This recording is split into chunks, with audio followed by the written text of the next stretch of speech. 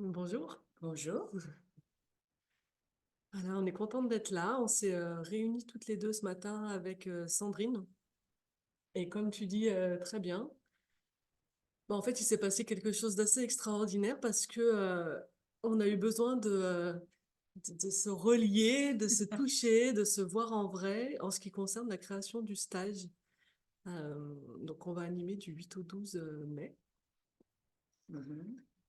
Et on s'est rendu compte que, il y avait des questions qui nous venaient de bah, vous, des personnes qui étaient intéressées par ce stage, et puis que nous aussi, on avait des questions.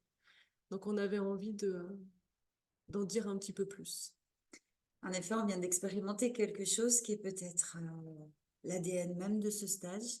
On a expérimenté la mise en commun de nos doutes, de nos blessures, de nos blocages, de nos fatigues du jour. Mm. Euh, Mm. on est arrivés toutes les deux dans cet espace, dans le cabinet de Céline, et voilà, il a fallu déposer, il a fallu apprendre le chemin du corps et le suivre pour s'écouter et délivrer voilà, les choses nécessaires pour pouvoir prendre la parole, s'adresser à vous aujourd'hui euh, la manière la plus authentique possible, parce qu'il s'agit que de cela. En fait. Et donc, quand on était en train de s'accorder, toutes les deux, mutuellement, de se dire nos envies, de se dire nos doutes, de voir en fait le rêve qu'on avait quand on avait eu envie de faire ce stage, que Sandrine a eu cette intuition, puis qu'elle m'a dit, Céline, est-ce que tu auras envie de le faire avec moi? Bon, en fait, on s'est rendu compte qu'on était en train de vivre ce qu'on avait envie de vous transmettre. Comment est-ce qu'on peut être ensemble en restant avec soi-même? Comment est-ce qu'on peut être à l'écoute de l'autre, être au service de l'autre, tout en étant proche de soi et en préservant son énergie intérieure? Et enfin, je sais pas toi, mais moi, ça m'a fait du bien, du coup. Ça m'a Ouais, régénéré.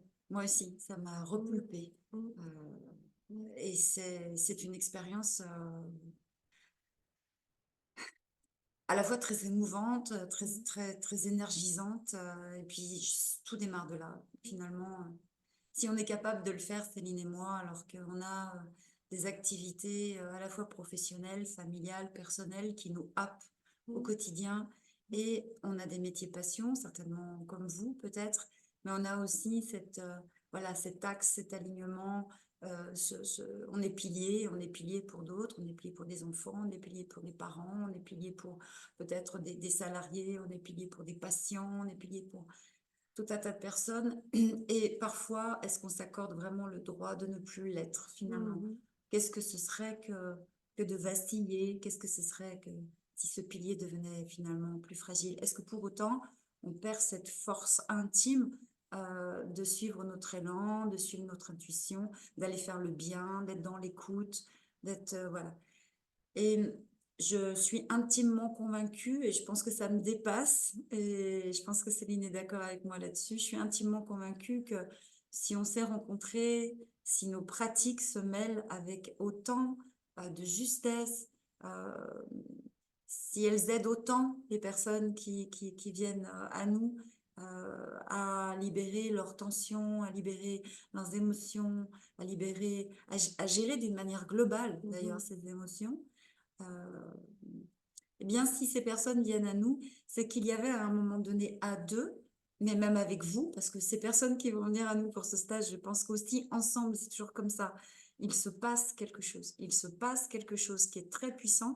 Je pense qu'on appelle un événement important. Voilà, mm, un événement important dans une vie. mm, Et voilà, plus que des mots, plus que de la communication, plus que toute autre chose, on, on avait envie de lever certaines peurs peut-être, certains doutes concernant ben, l'élan que vous avez pu ressentir à venir faire ce stage avec nous. Et qu'est-ce qui vous en empêcherait? Voilà, mm, qu'est-ce qui vous en empêcherait? C'est la vraie question et mm. le vrai objectif, je crois, de cet C'est ça. enregistrement. Oui, Hein. c'est ça. C'est ça exactement, parce qu'on sent, nous, toute la justesse et toute la joie et le plaisir quand on en parle. Et on pourrait commencer par cette question. On a des personnes qui nous ont demandé, bah, par exemple, des personnes qui ne savent pas danser et qui disent, bah, Est-ce que ça va être pour moi? Est-ce que ça va pas être trop physique? Ou des personnes qui ne se sentent pas souples. Moi, j'ai aussi quelqu'un qui est relativement âgé, qui m'a dit, bah, j'ai peur que ce soit trop pour moi. Donc, je sais pas si toi, tu avais d'autres... Oui, j'ai eu d'autres personnes qui aussi ont la sensation, parce que c'est vrai que le programme est dense, parce qu'il résulte, voilà, on a concocté ce programme avec vraiment l'intention de vous permettre déjà de vous connecter à cette petite voix qui vous montre le chemin, qui vous guide dans des moments les plus difficiles, les moments les plus inextricables, en essayant aussi de se libérer de toutes les autres, celles qui font du bruit et qui nous empêche justement de s'écouter. Donc c'est un processus qui demande quand même, voilà, c'est pour ça qu'on a placé un rythme de pratique qui vont nous permettre non seulement bah, de libérer ce corps, de se débarrasser des archétypes qui sont là peut-être entravants et qui, voilà, ces voix qui font du bruit, qui nous empêchent d'être réellement guidés. Il ne s'agit pas de venir chercher à savoir qui l'on est réellement. C'est peut-être plus, et encore c'est juste une idée que j'ai, mais c'est peut-être plus de chercher qui est l'aidant en soi, son propre aidant déjà, et celui qui aide les autres. Donc, comment je trouve la source? Comment je me reconnecte à cette source? Comment je ressens cette source? Où est-ce qu'elle se trouve en moi, cette source? Est-ce que je vais chercher à l'intellectualiser? Non. C'est peut-être d'ailleurs la réponse que je formulerais pour toute personne qui a peur de la densité de ce programme, c'est qu'il ne s'agit pas de, c'est pas scolaire, on ne vient pas faire une formation avec une évaluation à la fin, il n'y a pas de, il n'y a pas de droit d'entrée, il n'y a pas de prérequis, on vient effectivement comme on est, avec simplement cette liberté d'esprit, euh, d'oser tester, pratiquer pour effectivement écouter cette petite voix et la nourrir. Oui. Et justement, le stage, tout le sujet de stage, c'est comment est-ce que je vais pouvoir écouter ce qui se passe en moi. Donc, à partir du moment où vous allez rencontrer quelque chose en vous qui va dire stop ou c'est trop pour moi, eh ben, toute l'autorisation, ce sera de vous autoriser à vous arrêter, à faire une pause et puis à reprendre au moment où ce sera à nouveau juste pour vous, où vous en aurez l'énergie. Et tout ce stage-là, que ce soit pendant les temps entre guillemets formels de danse, de yoga, les différentes activités qui vont se vivre, ou pendant les temps informels, ça va être tout ce qui va être en filigrane, ça va être comment est-ce que j'écoute ce qui est juste pour moi. Comment est-ce que je suis mes oui et mes non et quel point de repère est-ce que je peux avoir à l'intérieur pour savoir si je suis en train de respecter ça ou si je suis en train, comme on fait tous, de m'adapter au risque de me faire mal et de plus m'écouter. Et venez avec vos limites, venez avec votre fatigue, venez avec vos inconforts physiques et c'est ce qui va justement être au centre du stage. Comment je peux écouter ça, le respecter et apprendre à prendre des points de repère pour être juste avec moi-même. Donc oui, bienvenue à vous qui avez jamais dansé, bienvenue à vous qui avez 80 ans, bienvenue à vous qui n'êtes pas du tout souple, bienvenue à vous qui n'avez pas écouté votre corps depuis des années. C'est vraiment ça qu'on va faire. C'est exactement ça. Une Mmh, personne qui m'a dit cette semaine, waouh, ça a l'air quand même vraiment costaud. Bon, moi, j'ai peut-être pas ce niveau-là. Mais en fait, de mmh, quel niveau est-ce qu'on parle? Moi-même, j'ai fait pas mal de formations et à chaque fois, avant de faire ma valise, je me disais, mais bon sang, je vais trouver encore la dernière en date. Donc, c'est toujours quelque chose qui est là. Je vais trouver c'est une formation de shiatsu, je vais trouver des praticiens guéris depuis 10, 20 ans. Bon sang, est-ce que je vais être à niveau? Cette formation, est-ce qu'elle va pas être un petit peu trop élevée pour moi? Est-ce que... Et puis, bon, on fait sa valise et puis on embarque et puis on arrive sur place et puis on se rend compte que on est tous pareils. mmh. On est tous pareils. Et ces aspirations, finalement, ces questions naissent de la distance que l'on pense avoir avec le bout du chemin, quoi, l'objectif à atteindre. Donc, et on est dans une forme de frustration, on est dans une forme d'insatisfaction. Donc, si on réduisait ça, et si on se disait, bah oui, je suis au bon endroit, je sens un élan, ah ben je vais au bout, quoi. Je suis cet élan, je vais à ce stage. Ou bien je n'y vais pas. Mais au moins, j'ai écouté ma petite voix. J'ai pas écouté le gros doigt pointé qui m'a dit, c'est pas pour moi, tu es Mm. trop vieille, tu es trop grosse, tu es trop Mm. ci, tu es trop Mm. ça. Non, je suis mon élan et j'y vais. Et par expérience, en tout cas dans les différents stages que Mm. j'ai organisés avec les petites explorations, Mm.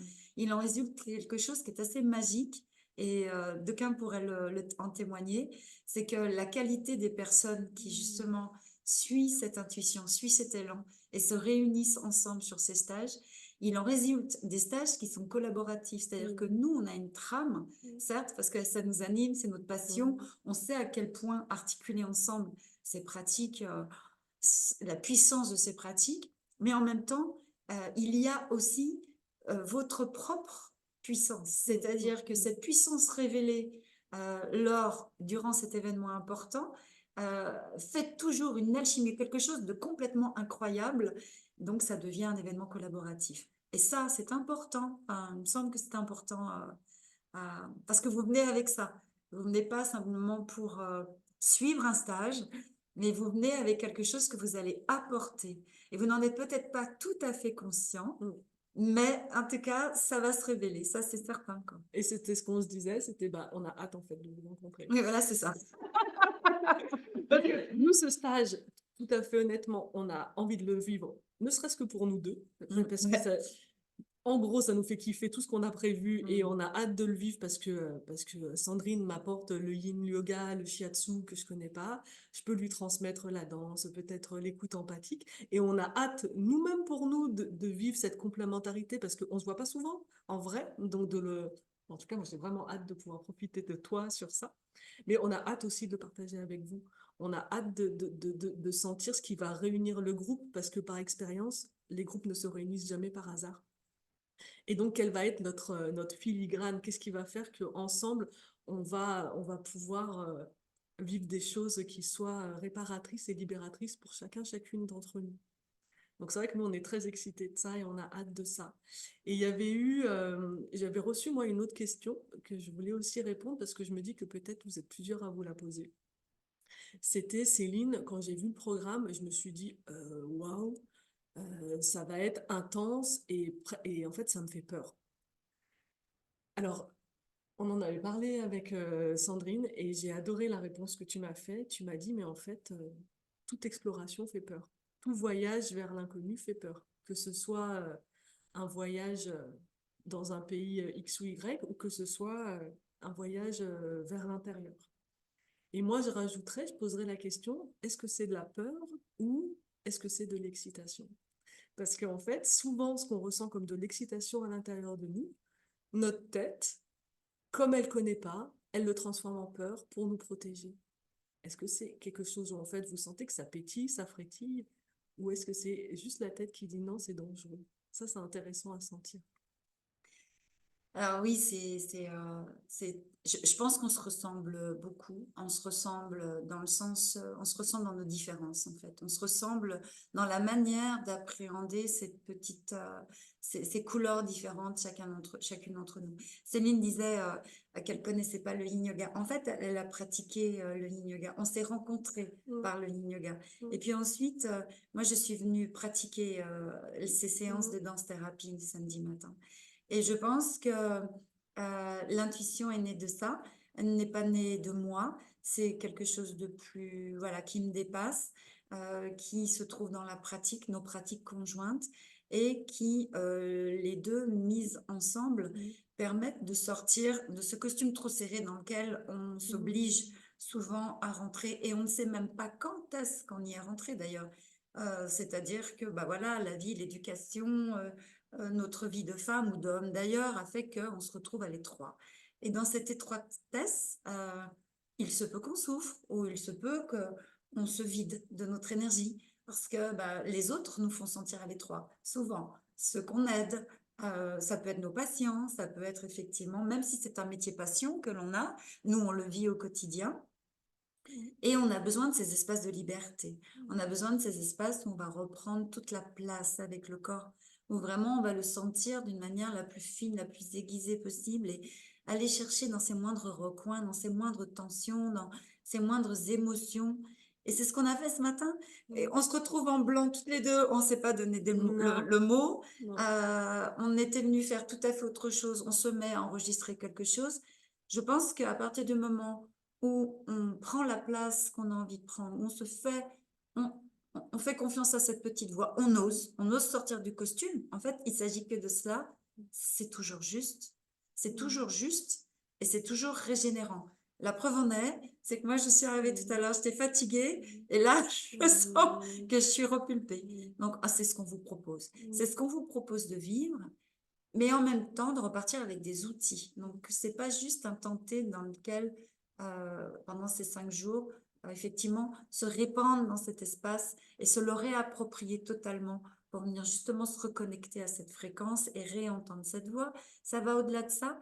L'idée, c'est de venir mettre en commun tout un tas d'outils. Nous, on a préparé un certain nombre de ressources qu'on vous remettra.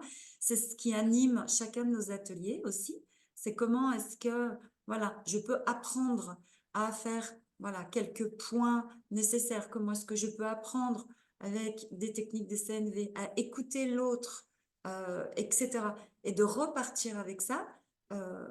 C'est comme quand on dit le yoga commence quand vous quittez votre tapis. C'est pareil. C'est pour développer cette écoute une fois que vous serez sorti de là-bas.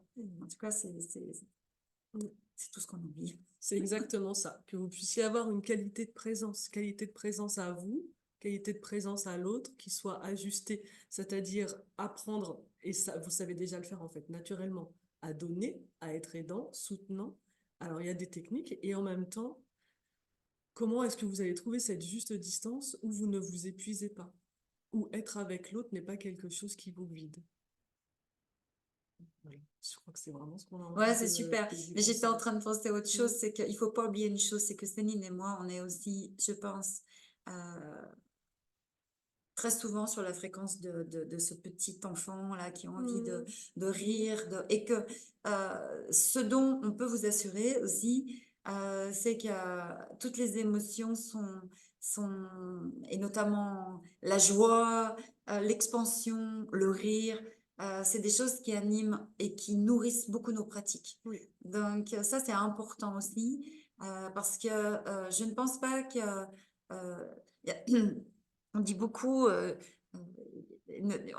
que, par exemple, pour entrer, écouter cette petite voix intérieure, c'est nécessaire d'être dans la joie, d'être dans la légèreté. Voilà, de ne pas venir sacraliser des pratiques, de ne pas venir alourdir inutilement des pratiques.